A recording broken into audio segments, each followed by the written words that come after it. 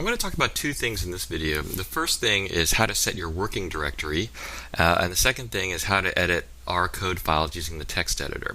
So when you start up R, it's important to know what your working directory is, because the working directory is where R reads and writes files to the computer.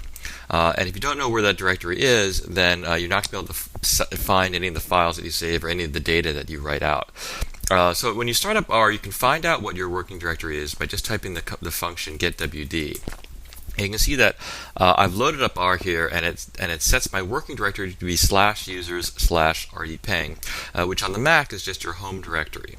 This may work, but if you store all your files in your home directory, but you may want to change your working directory to be something else if you happen to store all of your data and code files in a different directory, maybe a subdirectory.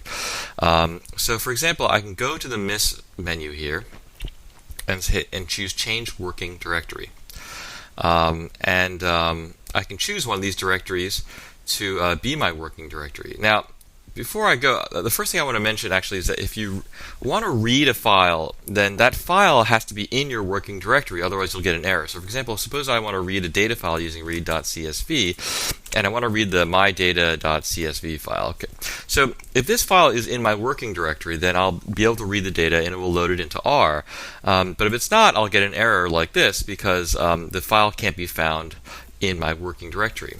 So one thing I can do is I can change my working directory to be wherever that file happens to be. So I'll choose the class directory here. If I type dir in this directory, it'll list all the files in this directory. And now you can see, oh, mydata.csv is in this directory. So now I can read the file into R by using read.csv, and now you can see that the data will appear in R. So knowing what your working directory is and being able to set it is important because then it will give you access to all of the files that you need in R. In particular, when you save files, say from the web, onto your computer, you need to know where those files are stored on your computer, and so that you can set your working directory to the appropriate place, or you can move those files into your working directory. I recommend for this class that you create a specific directory for this class and store all the files in that class. That way you don't have to worry about changing directories all the time.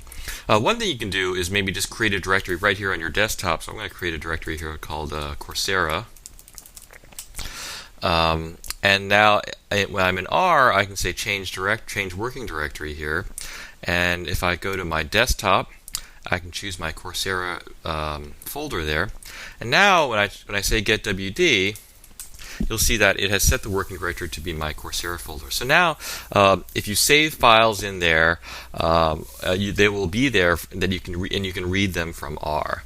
So that may be the easiest thing for one to do.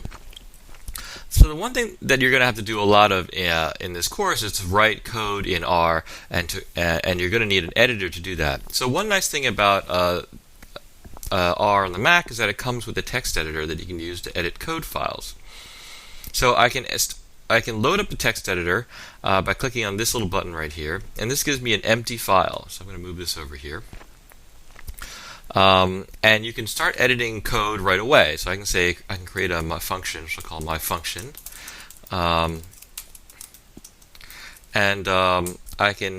it will start indenting things. So I can say, x is our norm, 100, and this function is going to just take the mean of x here. So actually, let me just change this to y. And it just returns the mean, so it ignores the argument for now.